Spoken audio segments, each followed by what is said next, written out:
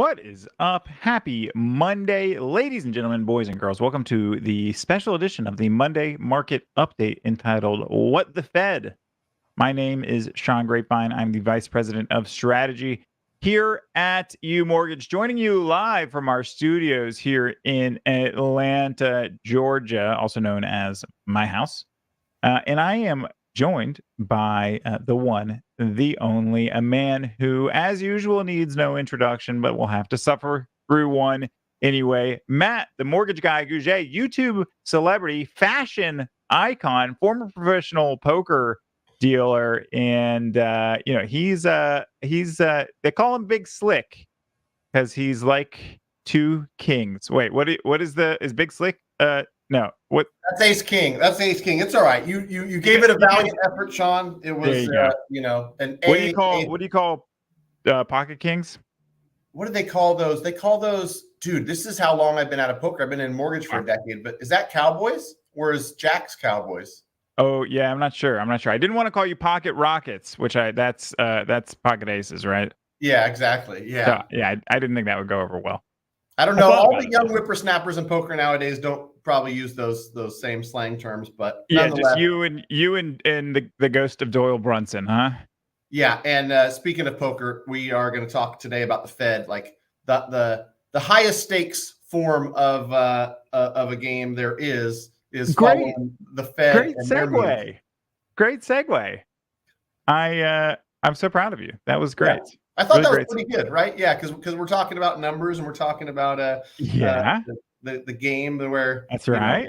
The Fed is essentially the holder of the chips. They control. Yeah, the house always wins. House always wins.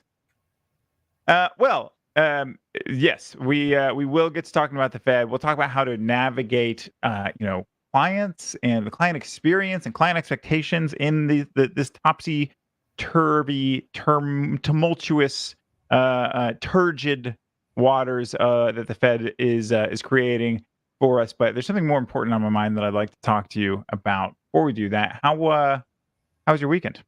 It was great. It was a wild weekend weather-wise, where we're in spring in California, so it's sunny, and then there was on the forecast all this rain and wind and wildness on Saturday, and so all the little leagues canceled their baseball games. They moved them all to Sunday. So Saturday was a clear, chill day. Sunday we had your first free Saturday in a long time, as I remember. I think so.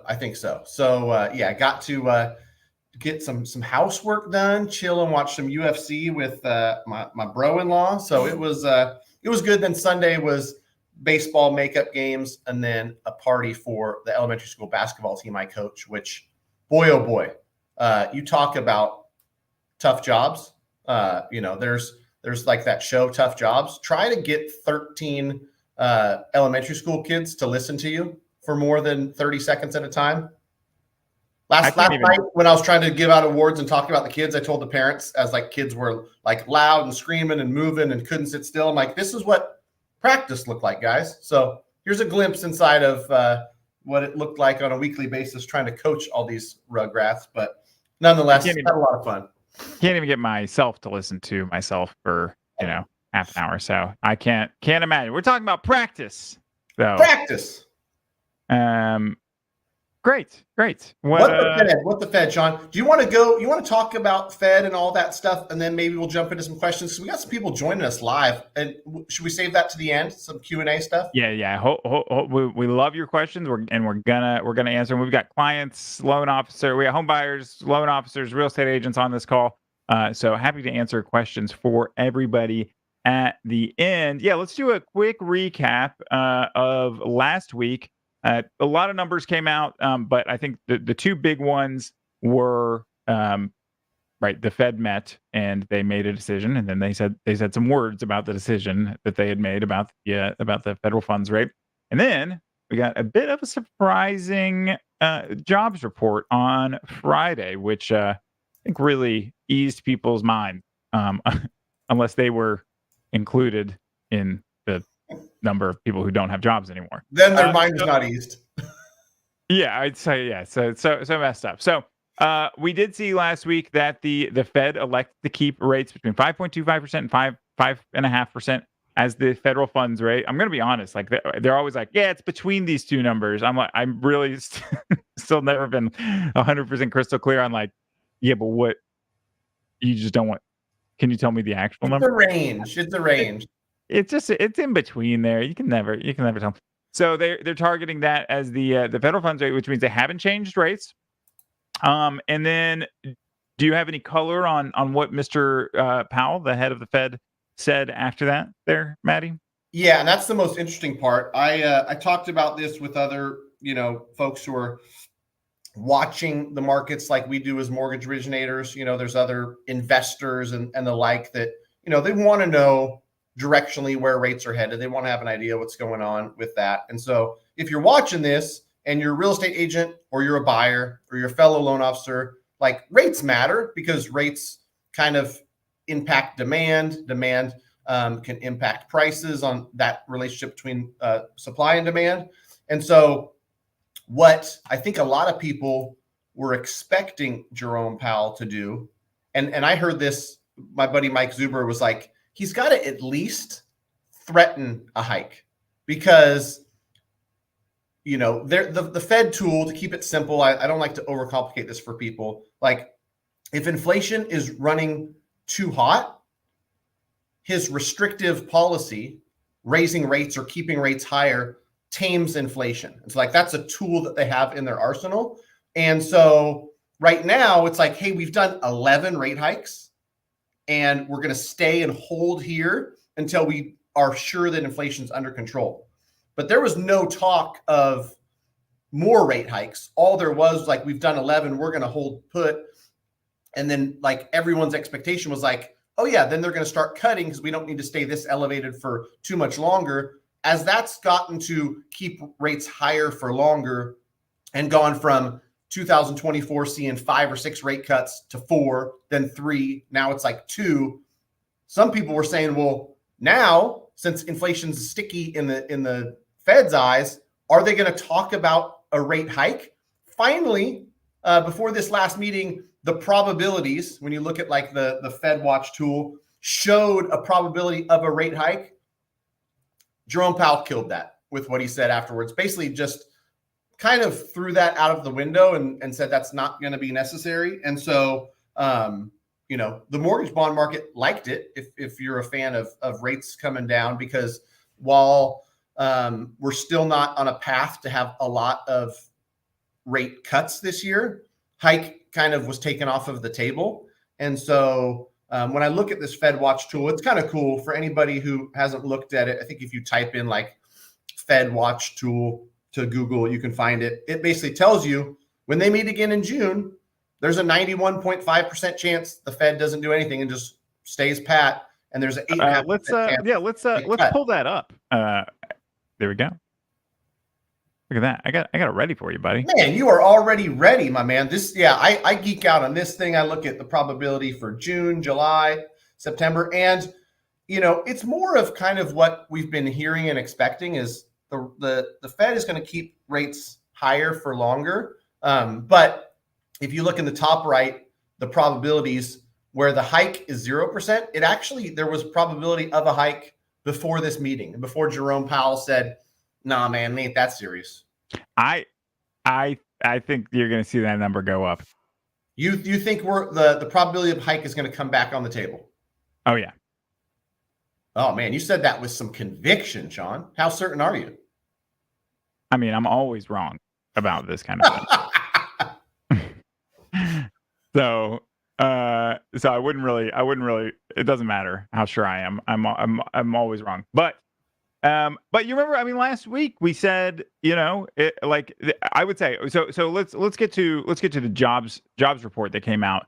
Now the jobs market is one of the main sort of drivers or reversers of inflation in the Fed's eyes, because the main way that people get money to spend money to drive inflation is through their employment. And so when the jobs market's very strong, the Fed basically has no conviction that inflation is going to go away.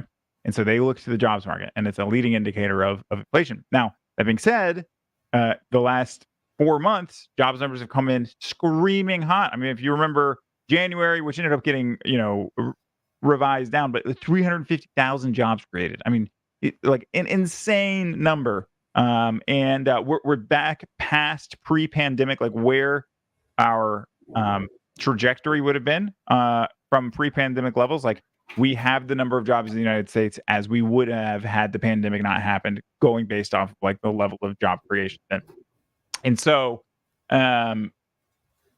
nobody expects there to be a red hot job market. Like we should be in a healthy place employment wise, but we have had a red hot job market. That being said, Friday, finally, some numbers came out that said it was cooling. Now we hadn't shed any jobs, which, I don't think we're in any danger of doing, but we'd only created about 175,000 jobs as a country. And the big surprise was that economists thought that number was going to say something like 210, 220, 230. So it created significantly a huge miss from the economists out there, and that is kind of the what brought mortgage rates down at the very end of the week there. From I think last week when we did this, the rates were at 7.22%. Last Friday they ended the day at 7.08%. So you saw pretty drastic reduction. I mean, 0.14% doesn't seem like a lot, but you put enough of those together and you've got 1.4%, and that is big. I mean, if you go all the way back to February 5th, you can see that small 0.14% increases have brought us from 6.5% interest rates in February. This February, you remember that? I don't even really remember that. Well, I definitely know that we've been on an upward trajectory kind of since the beginning of the year. And, I've said it here before, Sean, like the rate sometimes is not as important as the direction. Right, 100%. Going from 7.5 to, 7.28. If you're looking at, everyone's got their own averages, and, as a consumer or as a real estate agent or as a loan officer, like be careful with averages, because I watched somebody on Patrick Bet David's podcast go through, it's something on Google where you can type in like a state or a city, the down payment and the credit score. And that one's actually cool because you can type in 680 to 700. And then all of a sudden you've got an 8% interest rate. And so some of these sites, I think Mortgage News Daily, last I checked, was like perfect credit, perfect scenario, and paying 1 point to buy it down. So you might look at that and be like, why does it say 7.43 and my loan officer tells me 7.75? Well, this is one scenario. Sure. Yeah. And it's all, you just got to pay attention to the trend of that particular chart, not the like what that chart says as like nominally true. It's relative. Yeah. Not an offer to lend, but that's the thing too, is that people that in April saw rates go from like really like that April 9th to April 10th, big jump. And then beyond, where like rates continue to kind of just get worse. We kind of went from 7 to 7.5 in April, and we've got half of that back. So latest jobs numbers, a little bit of Fed speak and some other things that pushed rates down and had that downward pressure on interest rates have got us at least half of the way back. And coming back down, I think it breathes new light into demand is what it does. That's why I said like the direction matters. If we're at 7.25 going upwards, I think that there's less demand and people feel less good about like, oh, it's coming down. Maybe I refresh that pre-approval. Maybe I start looking at houses. Maybe I'll even get myself a 7 and 8. Yeah. If you've already started envisioning $3,900 a month as your payment, and then you rerun the numbers and it's $250 a month cheaper. I mean, that's, even if that's only a reduction of a quarter point, 3/8 of a point, like that's real money. I mean, that's a ton of money. Whereas the opposite, somebody tells you, hey, your payment's going to be $3,750, and then a month later they tell you, well, actually it's going to be $4,000. Like that's also real money, and it feels way worse. So sure. Yeah, if you look here, we've got next month's meeting, June 12th. So the What the Fed will be the following Monday from that. We have a 91.5% chance of standing on the current interest rates, and an 8.5% chance of decrease. The next week or the next month, the end of July, 66% chance of no change and a 32-ish% chance of easing, and then still a 33% chance of not changing come September, but now an increase of a 66% chance of a decrease. And I don't have the November one here handy, but it's like the chance of remaining unchanged is in the 20s. I think 21.4% to be exact. Thank you. I got you back, buddy. I think personally, we won't see an ease until November.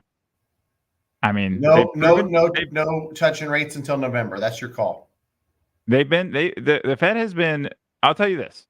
And I think we can be done doing the numbers on the screen here for now. But I'll tell you this: the Fed has proven to be careful, and I think they would rather be careful in terms of constraining the economy because the economy is proven to be incredibly resilient.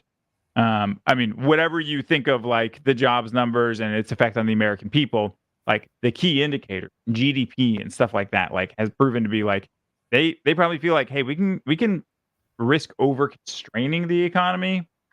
We like inflation is the thing that's like is the genie that's trying to get out of the bottle.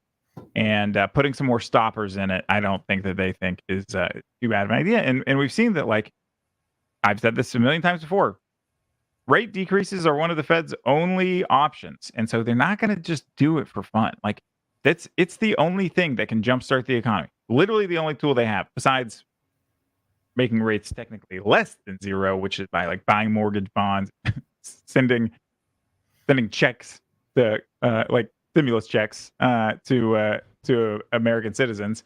But like those are the only options they have. And so they're not going to be like, yeah, it looks like inflation's pretty much done. And, you know, it's at 2.1%. We want it to be at 2%. Let's go ahead and reduce rates. No, they're either going to keep them high for as long as they can without absolutely strangling the economy, or they're going to raise rates. Like every time they raise it, that means that's another chance they get to reduce it later when they really need to. So every time they raise rates, it's good. It's an arrow they're fashioning, you know, they're putting the fletching on, they're affixing the tip, they're putting it into their quiver.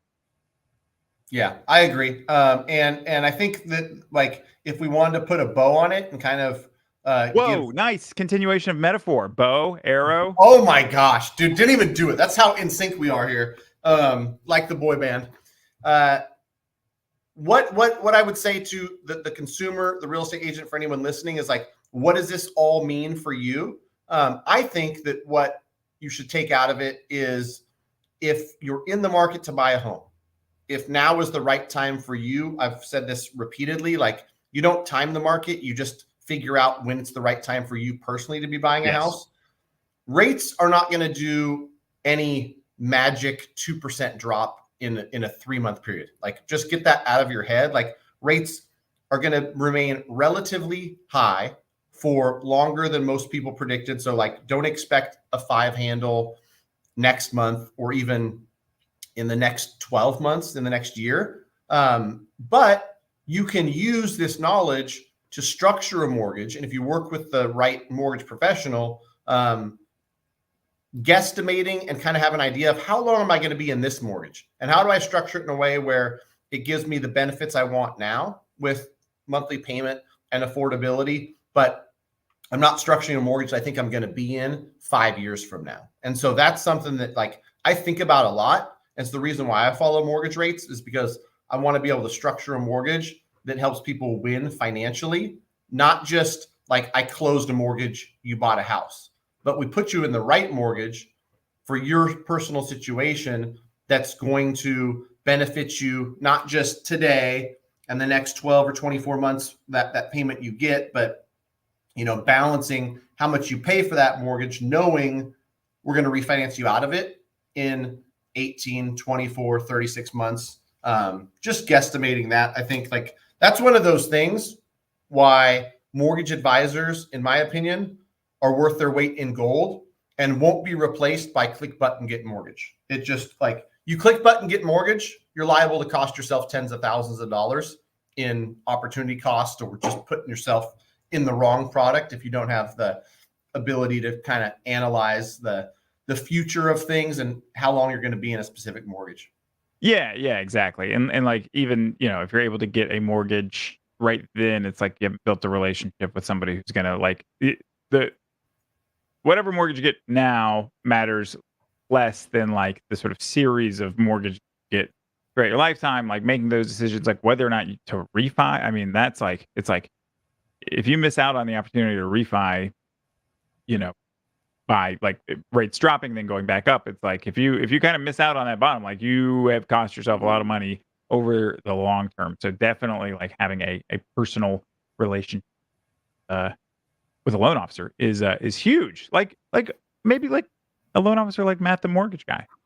Maybe like I him. mean, I know where you can find me. Greatmortgagebroker.com. Quick plug. No biggie. So I mean I agree with you when it comes to like if I were a client or loan officer or a real estate agent, and I was talking to clients right now, or I was a client, like the thought is, and this is like, there's two levers, and like we talked about this last week, but the mortgage rate market is sort of like it's a really interesting way of looking at how the Fed controls the economy as well. So when you see the Fed lower interest rates, what happens? The cost of everything in the world gets more expensive because there's more dollars competing for that good. That's what inflation is. They lower the cost of borrowing, which is a form of like putting money into the economy. Everything goes up in cost. Now, if you're sitting around waiting for rates to go down, think about what happens when mortgage rates go down. It's a mini Fed. Mortgage rates go down. What happened in 2020 and 2021? Well, luckily, the value of my house doubled because there were more dollars competing for the same amount of houses. In fact, one of the issues is now we have even less supply. So people are unwilling to sell their houses, or they stay in their houses longer. They all have these incredibly low interest rates on their houses. So not only do we have the issue of like, hey, there's going to be more dollars if interest rates go down, competing for the same amount of houses, which would drive up value. Actually, fewer houses. Inventory is a huge issue in every single metro area or suburban area, rural area in the entire country. So now you have fewer houses being, more people wanting to buy them. I mean, I can't wait. I can't wait to see what my property tax bill is going to be in 3 years. Rates finally go down. It's going to be monstrous. Yeah, and to your point, I think a lot of people are like, oh, yeah, real estate doesn't really appreciate. It just keeps up with inflation. I just saw something recently, Sean, about like how real estate appreciation has, really outpaced inflation over the last 30, 40 years. And so, I appreciate it. I appreciate it too. A lot of appreciation. If we got a couple minutes, I just wanted to get to some of these comments. If you're watching us live and you got questions, fire them away. If you're watching this on replay, leave comments there. I tend to go back and see if I can answer as many as possible. I don't have the ability, Sean, to put these up on the screen, but I think David Simpson's point was one that was great, right? Like, as somebody who bought 100 units of real estate, almost all of them at 7% interest rate, like he wasn't letting interest rate dictate when he was going to buy real estate, right? He went out there and bought deals. As an investor, like I love this conversation because only thing that changes when the interest rate goes from 3 to 4 to 5 to 6 to 7 is the number that you're able to pay for it to be an investment that makes sense for you. Interest rates being higher, maybe the duplex, you can only pay $435 for it because at $435 is where it cash flows. Doesn't mean the seller's willing to sell it for $435, but the next seller might be, or the seller, Well, in rents and interest rates generally go in lockstep for a long, like.